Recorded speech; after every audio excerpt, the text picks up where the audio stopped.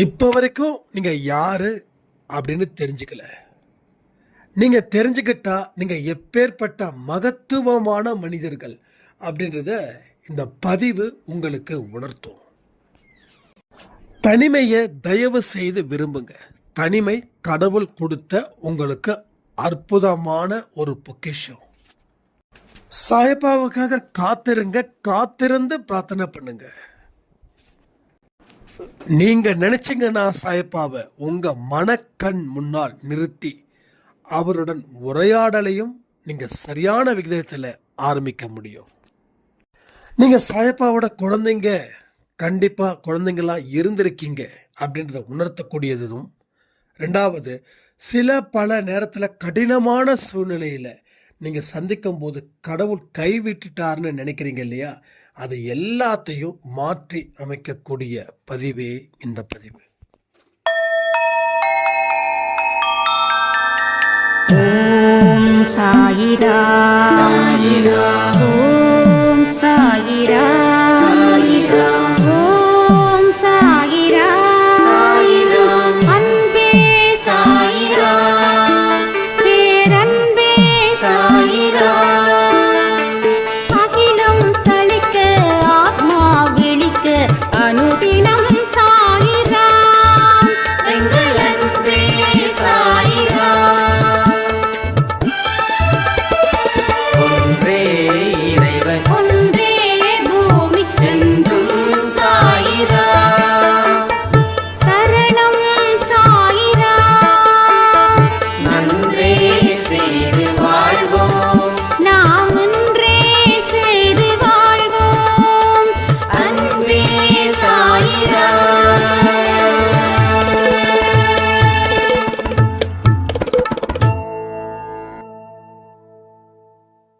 சாய்ராம். என் உயிரின் உயிரானவர்களே, ஒரு நல்ல ஸ்டூடெண்ட் கிட்ட, ஒரு பிரில்லியன்ட் ஸ்டூடெண்ட் கிட்ட, நல்லா படிக்கிற ஒரு ஸ்டூடெண்ட் கிட்ட அந்த ஸ்கூலே அந்த பையனுடைய ரிசல்ட்டை, மார்க்கை ஹை லெவலில் எதிர்பார்க்கும். அப்போ அந்த பையனுக்கு எல்லாருமே மெனக்கட்டு ஒவ்வொரு சப்ஜெக்டில் இருக்கக்கூடிய கிளாஸ் டீச்சர்ஸும் அவன் மேலே தனியாக அக்கறை எடுத்து அவனை நல்லபடியாக சொல்லிக் கொடுப்பாங்க. ஏன் அப்படின்னா, அந்த பையன் நல்லா படித்த பையன், நல்ல ஹை மார்க் வாங்கினா அந்த பையனுக்கு மட்டுமா பெருமை, அந்த ஸ்கூலுக்கே பெருமை. தமிழ்நாட்டில் எந்த ஸ்கூல் ஃபஸ்ட் அப்படின்னா இந்த ஸ்கூலை காட்ட முடியும். அதுபோல் அந்த ஸ்டூடெண்ட்டை அத்தனை டீச்சர்ஸும் கேர் எடுத்துப்பாங்க, ஸ்பெஷல் கேர் எடுப்பாங்க. ஸ்பெஷல் கேர்னு கூட சொல்ல முடியாது, இன்னும் அதை தாண்டி ஏதாவது வேர்ட்ஸ் இருந்துச்சுன்னா அந்த மாதிரி ஒரு கேரை அவங்க எடுத்துப்பாங்க. அதே போல் இங்கே அன்பே சாய் அப்படின்ற ஒரு பள்ளிக்கூடத்தில்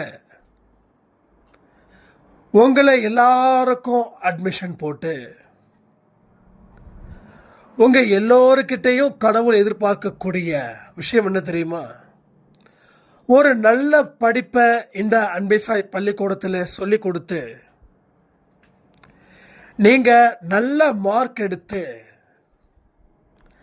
நீங்கள் இந்த உலகத்துக்கு யாருன்னு உங்களை காட்டுவதற்காக கடவுள் இத்தனை வழிமுறைகளையும் நெறிமுறைகளையும் ஒழுக்கமும் கட்டுப்பாடுகளையும் உங்களுக்கு கொடுக்கிறார். கடவுளுடைய அனுக்கிரகங்கள் எல்லாருக்கும் இருக்குதா? இது பெரிய கேள்வின்னு நினைக்கிறேன். கந்து வட்டிக்கு விடக்கூடிய ஒரு வட்டிக்காரரோட மனநிலை எப்படி இருக்கும்? ஏழைங்க கிட்ட அவர் எப்படி நடந்துக்கிறாரு? அவரே கடவுள்கிட்ட வணங்கும் போது எப்படி நடந்துக்கிறாரு? கடவுளுடைய அனுக்கிரகமும் கடவுளுடைய அருளும் இருக்கிறவன் எந்த இடத்துலையும் மனசாட்சியை அடகு வச்சுக்கிட்டு நடந்துக்க மாட்டாங்க. அது போல தான் இங்கே கடவுளை வணங்குனா அனுகிரகம் கிடைச்சிடும் அப்படின்னு சொல்லி ஒரு மனுஷனை போட்டு வஞ்சிக்கக்கூடிய மனிதர்களிடத்துல கடவுள் இருப்பது இல்லை. அன்பேசாய் குடும்பத்தில் யாருடைய மனசையும் காயப்படுத்த வாய்ப்பே இல்லை. நான் உங்களை பார்க்காமலே உங்ககிட்ட பேசாமலே என்னால் சொல்ல முடியுதுன்னா அதுக்கு காரணம் ஒரே மனம், ஒரே குணம். நான் எப்படியோ அப்படிதான் நீங்கள் எப்படியோ அப்படிதான் நான். இது உண்மை, நான் நம்புகிறேன். இந்த நிமிஷம் இந்த நொடி வரைக்கும் நம்புகிறேன். இங்கே பலர் வராங்க பதிவை கேட்க, சிலர் போகிறாங்க. அப்போ அவங்களுடைய மனசும் அவங்களுடைய குணத்துக்கும் எது சூட் ஆகுதோ அந்த இடத்துல தான் அவங்க நிற்கவே முடியும். அப்போ இந்த இடத்துல நீங்கள் நிற்கிறீங்க அப்படின்னா ஒரு புனிதத்துவம் உங்களுக்குள்ள இத்தனை வருஷம் மறைஞ்சிருந்தது. அது வெளியில் வந்ததுக்கு அப்புறம் அதை உணர நீங்கள் துவங்குறீங்க. இந்த புனிதத்துவத்தால் நம்ம என்னங்க செய்ய முடியும் அப்படின்னு ஒரே ஒரு வார்த்தை நீங்கள் கேட்கலாம். அன்பேசாய் குடும்பத்தில் ஆழமாக படிக்கிறவங்க நிச்சயமாக இந்த வார்த்தையை மனசுக்குள்ளே கேட்கலாம். நானே ஆசிரியரும் நானே மாணவனுமாக இருக்கும்போது என்ன பார்த்து நிறைய பேர் கேள்வி கேட்டாங்க. நீ எப்போ பார்த்தாலும் சாயப்பா, அகிம்சை, அமைதி அப்படின்னு இருக்க, ஆனால் உனக்கோ கடன் ஜாஸ்தியாக இருக்குது. நீ உன்னை கட்டுப்படுத்தி வச்சிருக்க, கடவுளோட நம்பிக்கை இருக்குதுன்னு நம்புற. இவ்வளவு தூரம் இருந்தும் ஏன் அந்த கடவுள் உன்னுடைய கடனை அடைக்கலை அப்படின்னாங்க. ஸோ ஒவ்வொருத்தவங்களும் என்ன நினைக்கிறாங்க, கடவுள்கிட்ட போனால் பிரச்சனை தீரும். இது உலகத்தில் இருக்கக்கூடிய எல்லா மக்களும் இதை தான் நம்புகிறாங்க. ட்ரம்ப்பாக இருக்கட்டும், ஈரான் அதிபராக இருக்கட்டும், யாராக இருக்கட்டும்,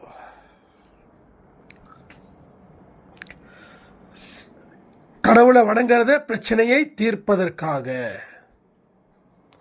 அவர் ஒரு கட்ட பஞ்சாயத்து தலைவர் மாதிரி ஆகிட்டோம். யார? கடவுளை. இன்னொரு கும்பல் அவர் வியாபாரம் ஆகிட்டாங்க. இது நடந்தா இத்தனை ரூபா உன்னுடைய கோயிலுக்கு கொடுக்குற, காணிக்க போடுற. இந்த ரெண்டத்தையும் கடவுள் எதிர்பார்க்கிறாரா? சத்தியமா இல்லை. ஏன்னா நான் என் பிரச்சனையை கடவுள் தீர்ப்பாருன்னா ஏன் மற்றவங்களுடைய பிரச்சனையை கடவுள் தீர்க்கல? சரி, பிரச்சனை தீர்றதுக்கு நான் காணிக்க போடுறேன் அப்படின்னா காணிக்க போட்டால் பிரச்சனை தீர்ந்துருமா? இப்போ எது உண்மை?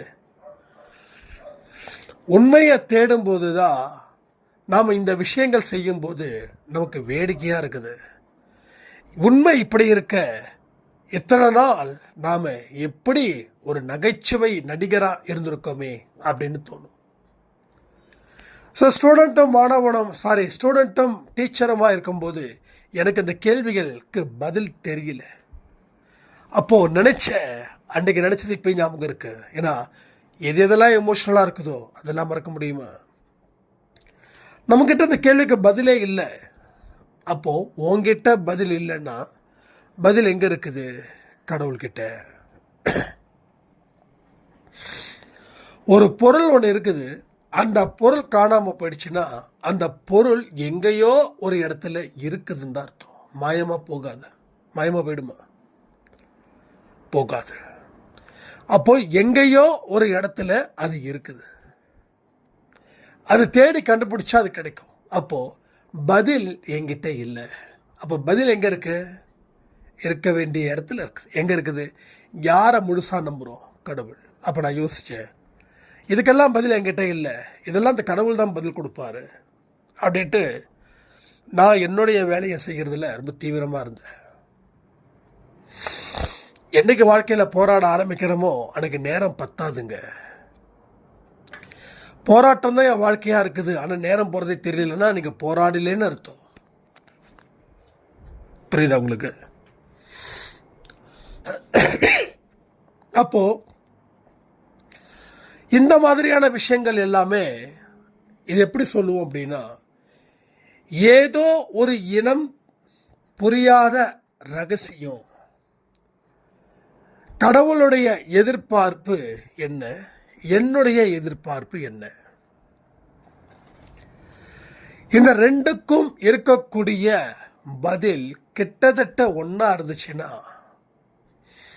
ஸ்கூலில் மட்டும் அந்த பையன் ஃபஸ்ட்டு இல்லை, நீங்கள் எதிர்பார்த்தது போல் தமிழ்நாட்டிலேயே அந்த பையன் ஃபஸ்ட். ஸோ அந்த பையனுக்கும் பெருமை, அந்த பையனுடைய அப்பா அம்மாவுக்கு பெருமை, அந்த பையனுடைய அண்ணன் தம்பிக்கு பெருமை, அந்த பையனுடைய நண்பர்களுக்கு பெருமை, அந்த பையனுடைய ஸ்கூல் டீச்சருக்கு, ஹெட்மாஸ்டருக்கு, கரஸ்பாண்டண்ட்டுக்கு, அந்த டிஸ்ட்ரிக்ட் கலெக்டருக்கு, அந்த ஏரியாவில் இருக்கிற எம்எல்ஏ, கவுன்சிலர், மந்திரிக்கு எல்லாருக்குமே பெருமை.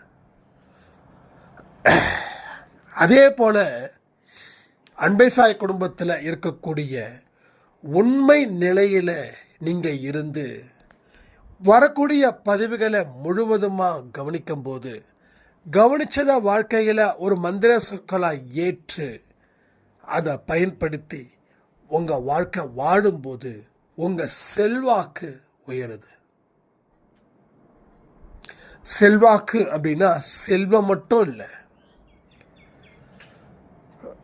உங்களுக்கு என்னென்னலாம் உங்கள் வாழ்க்கைக்கு பெருமை சேர்க்குமோ அத்தனையும், உங்கள் பேரு, புகழ், செல்வம், ஒற்றுமை, அன்பு அத்தனையும் அதிகரிச்சுக்கிட்டே இருக்கும். ஸோ இந்த நிலைமைக்கு நம்ம வர ஆரம்பிச்சிட்டோம் அப்படின்னா, நாம் 2வது ஸ்டேஜை தாண்டிட்டோம், 3வது ஸ்டேஜில் இருக்கிறோம். இந்த 3வது ஸ்டேஜ் தான் இனி எல்லா விஷயத்துக்கும் பதில் கொடுக்கறது.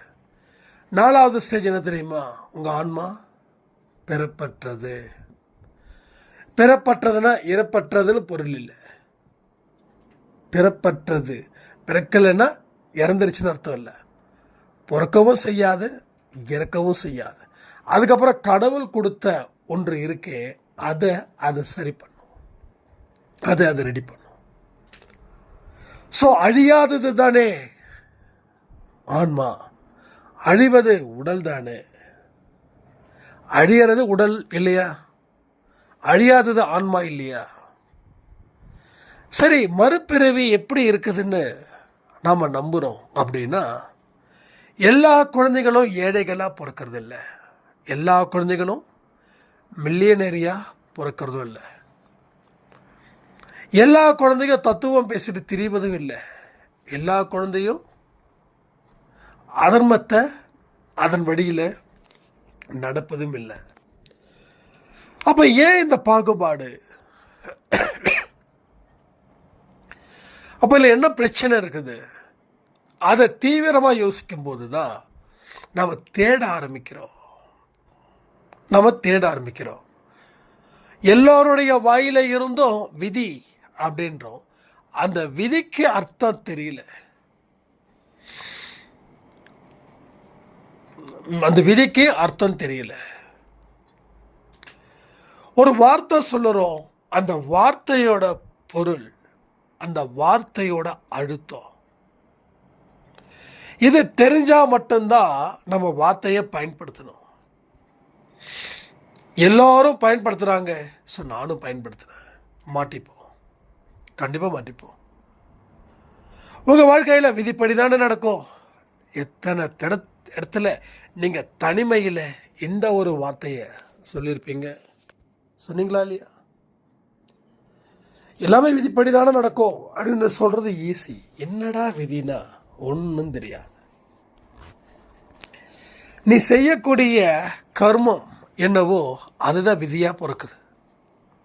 அப்போ விதி அப்படின்னா எங்கேருந்து வந்தது? இந்த விதி எங்கேருந்து வந்தது, எப்படி வந்தது, அதனுடைய அர்த்தம், அதனுடைய பொருள் என்ன, ஒன்றும் தெரியாது, ஒரு கர்மமும் தெரியாது. ஆனால் அந்த கர்மன்ற வார்த்தையிலே இருக்குது. நீ என்ன கர்மத்தை செய்கிறியோ, கர்மன்றது ஒரு பேட் வேர்டாக நம்ம மாற்றிட்டோம், நெகட்டிவ் வேர்டாக மாற்றிட்டோம். கர்மம் அப்படின்றமே. கர்மம்னா செயல். நல்லா போய் பாருங்கள், பகவத்கீதையில் பாருங்கள். கர்மம், கர்மா சொல்லும்போது ஸ்டைலாக இருக்குது. கர்மம் சொல்கிறோமே, அப்படின்னு என்ன அர்த்தம்? கர்மனா என்ன அர்த்தம்? கர்மம். நீங்கள் இந்த வார்த்தையை பயன்படுத்தியிருக்கீங்களா இல்லையா? கமெண்ட்டை சொல்லுங்கள். அப்போ என்ன அர்த்தம்னா, நம்மளை ஒருத்தனை கர்மம் அப்படின்னா என்ன செயலை நீ செஞ்சு வச்சிருக்கிற. இது ஒரு நல்ல ஒரு வேர்டு. ஆனால் நாளடைவில் இது தப்பான ஒரு வேர்டா. ஏன் இப்படிலாம் நல்ல வார்த்தையை பேச மாட்டேன்றேன்னு. கர்மன்றது நல்ல வார்த்தை, ஆனால் அது கெட்ட வார்த்தையாக நாம் மாற்றிக்கிட்டோம். ஏன்னா எந்த ஒரு வார்த்தையை அதிகமாக நம்ம எந்த இடத்துல யூஸ் பண்ணுறன்றதை பொறுத்து தான் அந்த வார்த்தை நல்லதா இல்லை கெட்டதா அப்படின்னு நமக்கு தோணுது.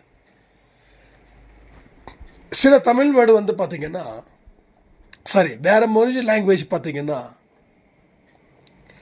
பேசும்போது ஒரு சில வார்த்தைகள் தமிழில் யூஸ் பண்ணக்கூடிய கெட்ட வார்த்தைகளாக இருக்கிற மாதிரியே இருக்கும்.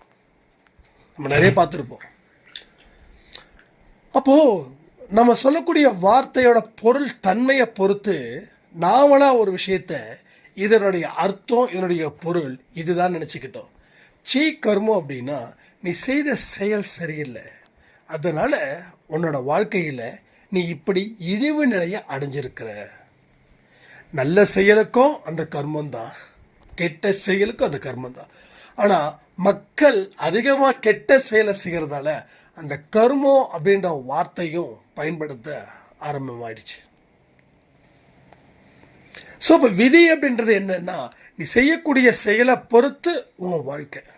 ஒன்று அந்த பலனை இப்போ அனுபவிப்பேன், இல்லைன்னா இந்த பலனை அடுத்த ஜென்மத்தில் அனுபவிப்பேன். ஒரு கியூவில் நிற்கிறோம், கிட்டத்தட்ட 500 பேர் நமக்கு முன்னாடி நிற்கிறாங்க, ஒவ்வொருத்தவங்களாக கிடக்கணும். அப்போது அந்த 500 பேரும் ஒன்று அந்த ஸ்லாட்டில் அனுப்புவாங்க, இல்லை 499 வரைக்கும் ஒரு ஸ்லாட் முடிஞ்சுது. அடுத்த 500ஆவதுக்கு நீங்கள் உங்களுடைய ஸ்லாட் வரும்போது அது என்ன ஆகுது, மதியானம் லஞ்ச் முடிஞ்சதுக்கப்புறம்ன்றாங்க. இப்போது அதுக்கு முன்னாடியே அனுப்பியிருந்தா நீங்கள் எதுக்காக நின்னீங்களோ அந்த வேலையை முடிச்சுட்டு நீங்கள் வீட்டுக்கு போயிட்டு ரிலாக்ஸாக இருந்திருக்கலாம். இப்போ நீங்கள் நின்னது 500ஆவது, கடைசியாக 501 கூட வச்சுக்கலாம். 500 டோக்கன் முடிச்சுட்டாங்க. 501 இருந்து 2 மணி நேரம் ஆகும். இப்போ நீங்கள் 2 மணி நேரமும் எந்த செயலையும் செய்ய முடியாது. அப்போது அவங்க சொல்லும் போது தான் நீங்கள் செயல் செய்ய ஆரம்பிக்கப்படும். அது போகிறது தான் இங்கேயும். ஒன்று உங்கள் விதி பயனை இந்த ஜென்மத்தில் அனுபவிச்சிடலாம், ஒருவேளை உங்களுக்கு வாய்ப்பு இருந்துச்சுன்னா. வாய்ப்பு கிடைக்கலன்னா அடுத்த ஜென்மத்தில் அனுபவிக்கலாம். ஆனால் ஒன்று புரிஞ்சுக்கணும், இதில் தெரிஞ்சிக்க வேண்டியது ஒன்று. நான் முந்தானத்தை நெகட்டிவ் பாசிட்டிவாக மாற்றலான்னு அதே தான் நான் இங்கே சொல்கிறேன். அப்போது அவங்க மாதிரி போயிருக்கலாமே அப்படின்னு நினைப்போம். சரி, அவங்கள மாதிரி போயிருக்கலாம். இந்த 2 மணி நேரம் கடவுளோட நிற்க வச்சுருக்காரு. அப்போ இந்த 2 மணி நேரம் ஏன் நிற்க வச்சுருக்காரு, எதுக்கு நிற்க வச்சுருக்காருன்றத நீ நெகட்டிவாக இருக்கும்போது கொஞ்சம் ஸ்ட்ராங்காக யோசிச்சுப்பார். அதில் ஏதாவது ஒரு வழி பிறக்கும். அழுகிறது நெகட்டிவாக இல்லையாங்க? நீங்கள் சொல்லுங்கள், அழுகிறது நெகட்டிவாக, சிரிக்கிறது பாசிட்டிவா? பதில் என்ன ஆன்சர்? ஸோ அழுவது அப்படின்றது நெகட்டிவ். ஆனால் அழுகும்போது தான் நமக்கு ஞானமே பிறக்குது. இப்போ நெகட்டிவில் இருந்து என்ன, அது கடலில் இருந்து என்ன பிறகு முத்து கிடைக்குதுன்றாங்க இல்லையா?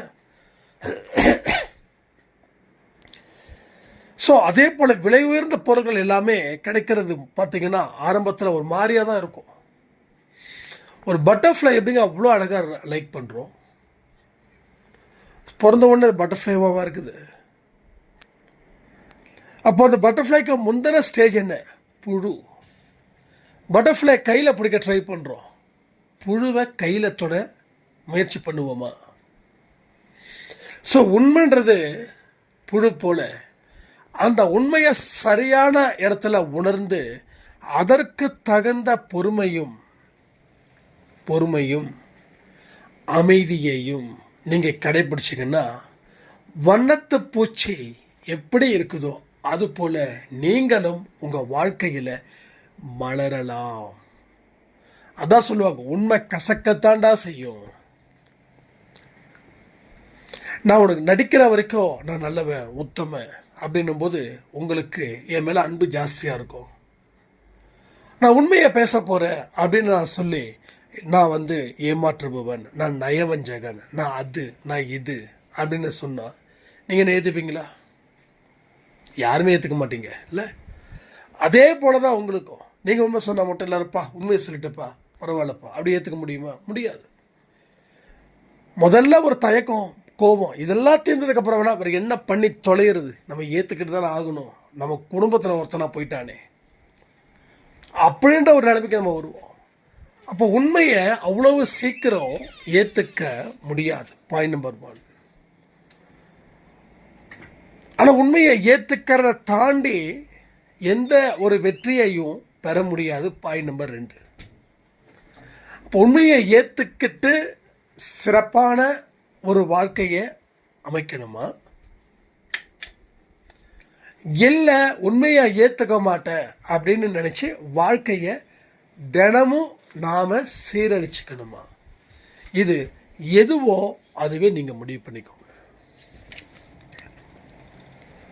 இதெல்லாம் தான் நம்ம தெரிஞ்சுக்க வேண்டிய முக்கியமான பாடம் அன்பே சாய் பள்ளிக்கூடத்தில். அதனால் நீங்கள் தெரிஞ்சுக்க வேண்டிய விஷயம் அப்படின்னு ஒன்று இருக்கும்ல, அதை முழுசாக எவ்வளவுக்கு எவ்வளவு தெரிஞ்சுக்க முடியுமோ உங்கள் சுய சிந்தனையின் மூலமாக தெரிஞ்சுக்கோங்க. அப்போ சுய சிந்தனையின் மூலமாக நீங்கள் தெரிஞ்சுக்கணுன்னா அதுக்கு தேவை என்ன தெரியுமா? சுய பரிசோதனை. நீங்கள் தனிமையை கொஞ்சம் விரும்புங்க. தனிமை ரொம்ப நல்லது. மற்றவங்க நமக்கு தனிமை கொடுத்தாதான் அது ரொம்ப நோய், ஒரு மாதிரி ஆகிடும். ஆனால் நமக்கு நாம தனிமையாக இருக்கிறது ரொம்ப நல்லது.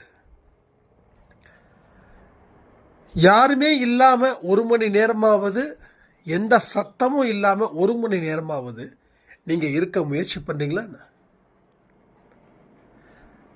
ஆனால் தனிமை நோய் அப்படின்ற உங்களுக்கு ஒரே ஒரு விஷயம் சொல்கிறேன், இது நெகட்டிவ், கண்டிப்பாக நெகட்டிவ். ஆனால் அன்பே சாய் குடும்பத்தில் இருக்கக்கூடிய சாயப்பாவோட குழந்தைங்களாக இருக்கக்கூடிய நீங்கள் எந்த நெகட்டிவையும் பாசிட்டிவாக மாற்ற வேண்டிய ஒரு ஞானத்தை நீங்கள் அடைஞ்சிக்கணும். அது என்ன தெரியுமா? நீங்கள் எவ்வளவுக்கு எவ்வளோ தனிமையாக இருக்கீங்களோ எந்த சத்தமும் இல்லாமல் 2 மணி நேரமாவது இருங்க. யாருக்கிட்டையும் பேசாதீங்க. இந்த மௌன விரதம் சொல்கிறோமே, தினமும் 1 மணி நேரம். ஐ திங்க் 10 பேர் தான் இருக்கிறாங்கன்னு நினைக்கிறேன். எந்த சத்தமும் காதில் போகக்கூடாது. அந்த மாதிரி தனிமையை நம்ம பேசுறது கூட நமக்கு சவுண்டு தான். சில நேரத்தில் நான் பேசினாவே எனக்கு அது சத்தமாகவே இருக்கும். பட் அந்த அளவுக்கு மைண்டு சில் ஆகணும், அந்த அளவுக்கு மைண்டு அமைதிப்படுத்தணும். எதுவுமே முடியாது அப்படின்றது எதுவுமே இல்லை. நீங்கள் முயற்சி பண்ணலை, அதனால் முடியலைன்னு ஒத்துக்கிட்டீங்க. ஆனால் முயற்சி பண்ணன்னா முடியும்னு சொல்கிறேன். உங்களுக்கு இருக்கிறதும் 6, எனக்கு இருக்கிறதும் 6. எனக்கு 7 5 இல்லை. 5 இருந்தால் பேசியிருக்க முடியாது, 7 இருந்தால் நான் உங்கள் கூடவே வாழ்ந்திருக்க முடியாது. ஏன்னா எனக்கு 6 தான், உங்களுக்கு 6 தான். அப்போது என்னால் முடியும் அப்படின்னும் போது உங்களால் ஏன் முடியாதுன்னு ஒரு கேள்வியை நீங்கள் கேட்கிட்டீங்களா? அதனால் பொறுமையாக நீடித்த மௌனத்தை ஃபாலோ பண்ணுங்க. ஃபாலோ பண்ண ஒவ்வொரு பிறவியும் உங்களுக்கு ஒரு யுகமாக மாறும். என் லைஃப்பில் என்னைக்கோ ஒரு பெரியவர் சொன்னது ஞாபகத்துக்கு வருது. அவர் என்ன சொன்னாருன்னா, அப்போ நான் அந்த டைமில் ரொம்ப ஓவராகவே ஸ்மைல் பண்ணிட்டேன். அவர் சொன்னது என்ன அப்படின்னா, தம்பி, நீ பல ஜென்மத்தில் நிறைய அனுபவத்தை நீ வச்சிருக்க. சித்தராகக்கூடிய ஒரு வழிகளும் இதில் இருக்குது. அப்போ சித்தர்னா எனக்கு என்னன்னே தெரியாது. சித்தர்னா எனக்கு என்னன்னே தெரியாது. நான் சொல்கிறது வந்து ஐ திங்க் ஸ்கூலிங் நினைக்கிறேன். மேபி இருக்கலாம், பட் எக்ஸாக்ட் ஏஜ் எனக்கு தெரியல. இதுக்கு முன்னாடி சொல்லியிருக்கேன்னா எனக்கு தெரியல. ஏன்னா நிறைய பேசுகிறதால எதை சொல்லணும்னு தெரியல.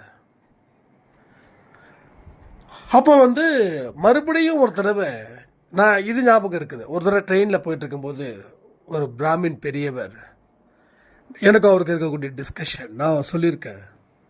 அப்போது அவர்கிட்ட நான் கேட்டேன், சித்தர்னு சொன்னாங்கங்க, அப்போ புரியல, இப்போ ஓரளவுக்கு சித்தரை பற்றி தெரியும் அப்படின்னு. உடனே அவர் கையை கொடுத்து, சித்தரை வெறுத்தவங்க பாதி பேர் தம்பி, சித்தரை ஆனவங்க நிறைய பேர் கடவுளை வெறுத்தவனாக தான் வந்திருக்கான்.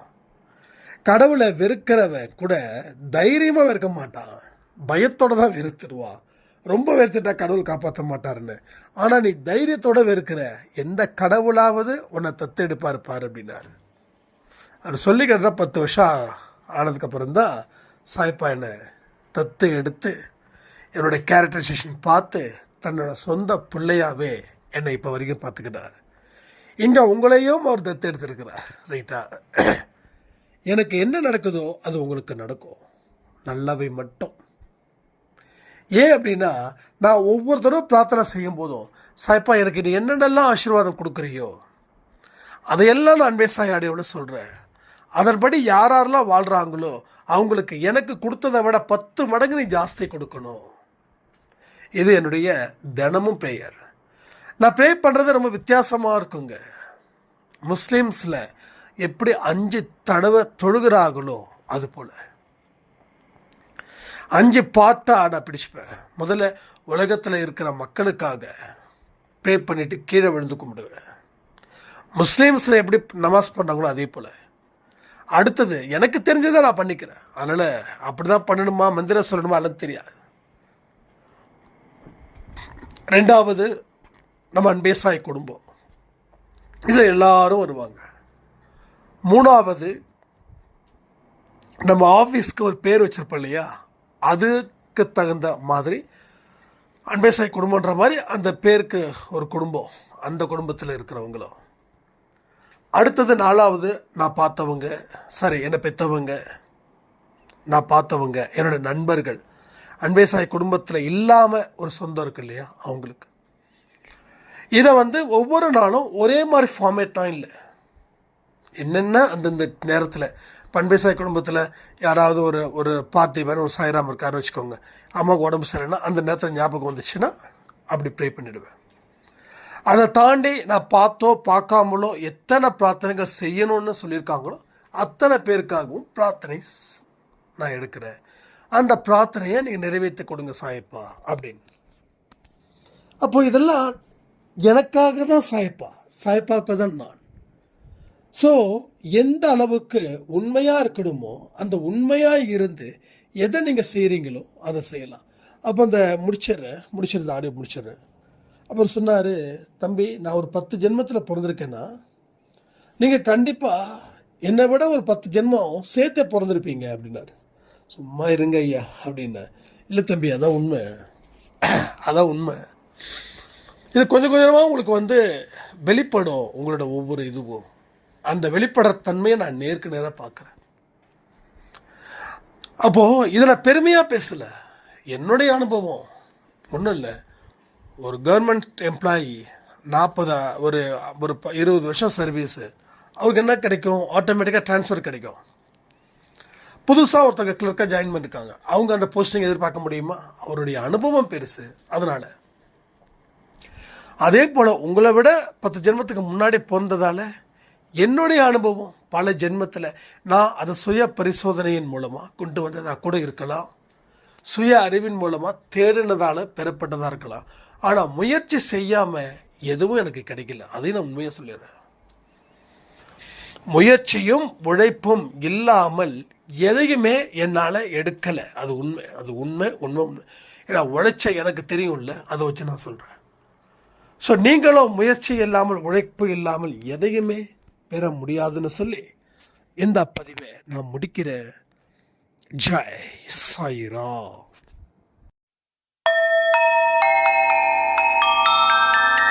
ஓம் சாயிரா சாயிரா